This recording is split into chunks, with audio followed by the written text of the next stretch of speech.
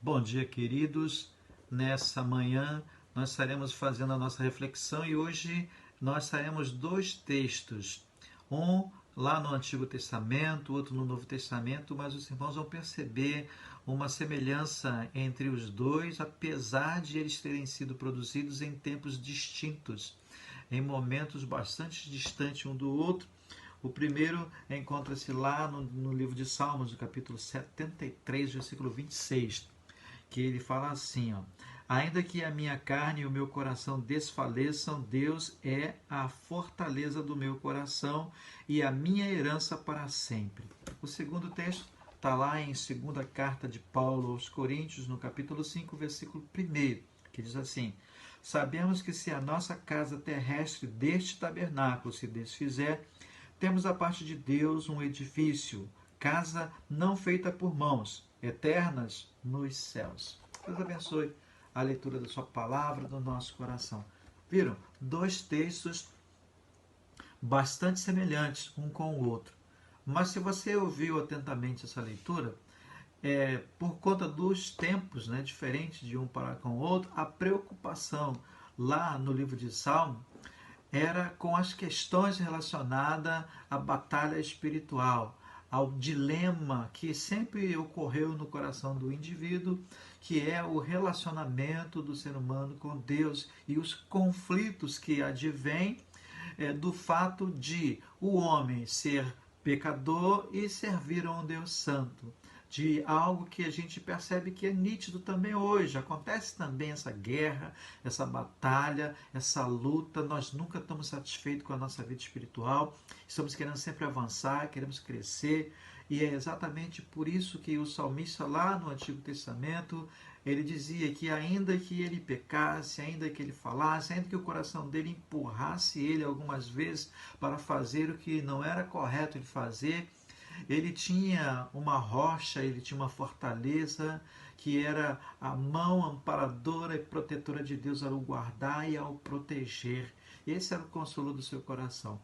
E já o apóstolo Paulo, ele não está mais falando dessa batalha espiritual, dessa guerra, ainda que ele, como um ser humano igual ao salmista, ele também tinha esse tipo de conflito, e nós hoje também temos esse conflito espiritual de nós sempre queremos buscar mais a Deus e sabemos que temos muitas limitações.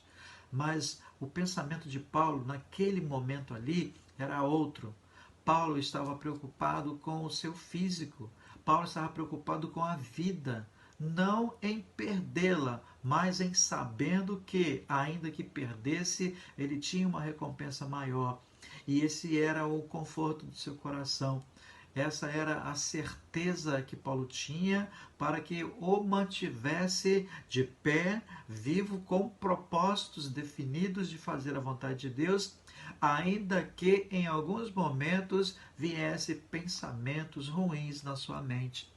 Então, irmãos, amados e queridos, a gente percebe que esses dilemas, eles cercam a nossa vida hoje.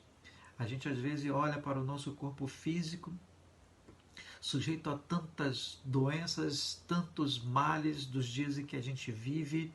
Tem câncer, tem AIDS, tem Covid-19, tantos males que têm assombrado muitas vidas, e pessoas, né, às vezes, sem ter essa convicção, sem ter essa certeza, elas acabam sucumbindo e acabam se desesperando e até em alguns casos antecipando a sua partida desse mundo, porque às vezes não tem aquela esperança em Deus.